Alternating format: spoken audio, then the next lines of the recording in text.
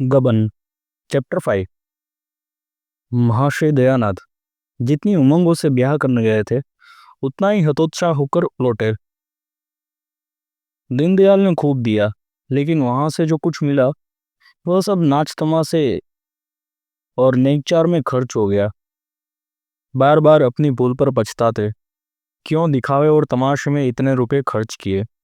इसकी जरूरत ही क्या थी। ज्यादा से ज्यादा लोग यही तो कहते माँ से बड़े कुरपण है। उतना सुन लेने में क्या ही हानि थी। मैंने गांव वालों को तमाशा दिखाने का ठेका तो नहीं दिया था। यह सब रमा का दुसाहस है। उसी ने सारी खर्च बढ़ा बढ़ा कर मेरा दिवाला निकाल दिया। और सब तकाजे को 10-5 दिन टल भी सकते थे, पर सर्राफ किसी तरह न मानता था। शादी के 7वें दिन उसे 1000 रुपये देने का वादा था। 7वें दिन सर्राफ आया, मगर यहाँ रुपए कहाँ थे। दयानाथ में लल्लो चप्पो की आदत न थी, मगर आज उन्होंने उसे चकमा देने की खूब कोशिश की। किस्त बांधकर सब रुपए 6 महीने में अदा कर देने का वादा किया। फिर 3 महीने पर आए, मगर सर्राफ भी एक घुटा हुआ आदमी था। उसी वक्त टला। जब दयानाथ ने तीसरे दिन बाकी रकम की चीजें लौटा देने का वादा किया, और यह भी उसकी सज्जनता ही थी, वह तीसरा दिन भी आ गया। और अब दयानाथ को अपनी लाज रखने का कोई उपाय न सूझता था। कोई चलता हुआ आदमी शायद इतना व्यग्र न होता। हीले हवाले करके महाजन को महीनों टालता रहता, लेकिन दयानाथ इस मामले में अनाड़ी थे। जागेश्वरी ने आकर कहा, भोजन कब से बना ठंडा हो रहा है, खाकर तब बैठो। दयानाथ ने इस तरह गर्दन उठाई मानो सिर पर सैकड़ों मन का बोझ लदा हुआ है। बोले, तुम लोग जाकर खा लो, मुझे भूख नहीं है। जागेश्वरी, भूख क्यों नहीं है? रात भी तो कुछ नहीं खाया था। इस तरह दाना पानी छोड़ देने से महाजन के रुपये थोड़ी अदा हो जाएंगे। दयानाथ, मैं सोचता हूँ उसे आज क्या जवाब दूंगा। मैं तो ये विवाह करके बुरा फंस गया हूँ। बहू कुछ गहने लौटा तो देगी। जागेश्वरी, बहू का हाल तो सुन चुके, फिर भी उसे ऐसी आशा रखते हो। उसकी टेक है कि जब तक चंद्रहार न बन जाएगा कोई गहना ही नहीं पहनूंगी। सारे गहने संदूक में बंद कर रखे हैं, बस वही एक बिल्लोरी का हार गले में डाले हुई है। बहुएं बहुत देखी, पर ऐसी बहू न देखी थी। फिर कितना बुरा मालूम होता है कि कल की आई बहू उसे गहने छीन लिए जाए। दयानथ ने छिड़कर कहा, तुम तो जले पे नमक छिड़कती हो। बुरा मालूम होता है तो लाओ 1000 निकाल के दे दो, महाजन को दे आऊं। देती हो? बुरा मुझे खुद मालूम होता है, लेकिन उपाय क्या है?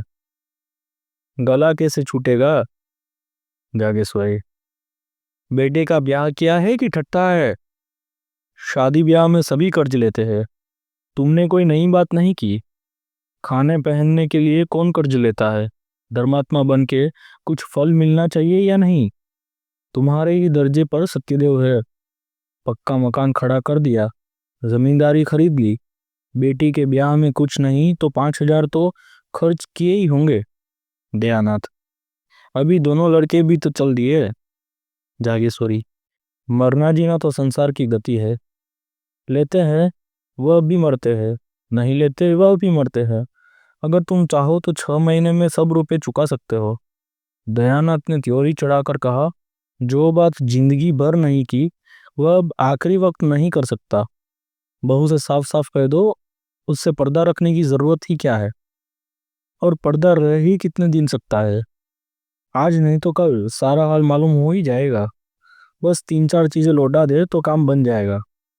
तुम उससे एक बार कहो तो। जागेश्वरी चिंचला कर बोली, उससे तुम ही कहो, मुझसे तो ना कहा जाएगा। सहसा रमाना टेनिस और रैकेट लेके बाहर से आया। सफेद टेनिस शर्ट था, सफेद पतलून, कैनवस का जूता। गोरे रंग और सुंदर मुखाकृति पर इस पहनावे से रईसों की शान पैदा कर दी थी। रुमाल में बेले की गजरे लिए हुए था, उससे सुगंध उड़ रही थी। माता पिता की आंखें बचाकर वह जीने पर जाना चाहता था कि जागेश्वरी ने टोका, इन्हीं के तो सब कांटे बोए हुए हैं, इनसे क्यों नहीं सलाह लेते। तुमने नाच तमाशे में 1200-1300 रुपये उड़ा दिए। बतलाओ सर्राफ को क्या जवाब दिया जाए। बड़ी मुश्किलों से कुछ गहने लौटाने पर राजी हुआ, मगर बहू से गहने मांगे कौन? यह सब तुम्हारी ही करतूत है। रमानाथ ने इस आक्षेप को अपने ऊपर से हटाते हुए कहा, मैंने क्या खर्च किया? जो कुछ किया बाबूजी ने किया है।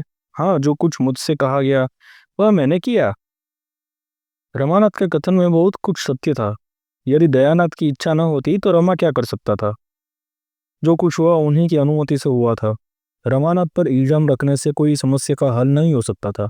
मैं तुम्हें इल्जाम नहीं देता हूँ भाई, किया तो मैंने ही है, मगर यह बला तो किसी तरह सिर से टालनी चाहिए ना।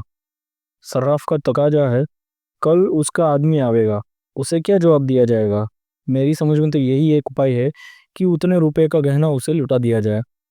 गहने लौटा देने में भी वह झंझट करेगा, लेकिन 10-20 रुपए के लोभ में लौटाने पर राजी हो जाएगा। तुम्हारी क्या सलाह है?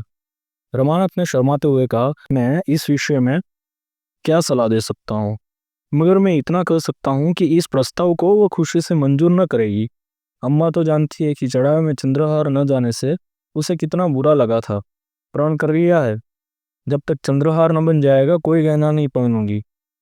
जागेश्वरी ने अपने पक्ष का समर्थन होते देख खुश होकर कहा, यही तो मैं इन्हें कब से कह रही हूँ रमानाथ।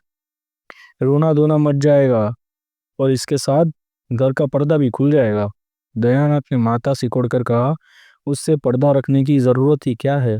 अपनी यथार्थ शक्ति को वह जितनी ही जल्दी समझ ले उतना अच्छा है।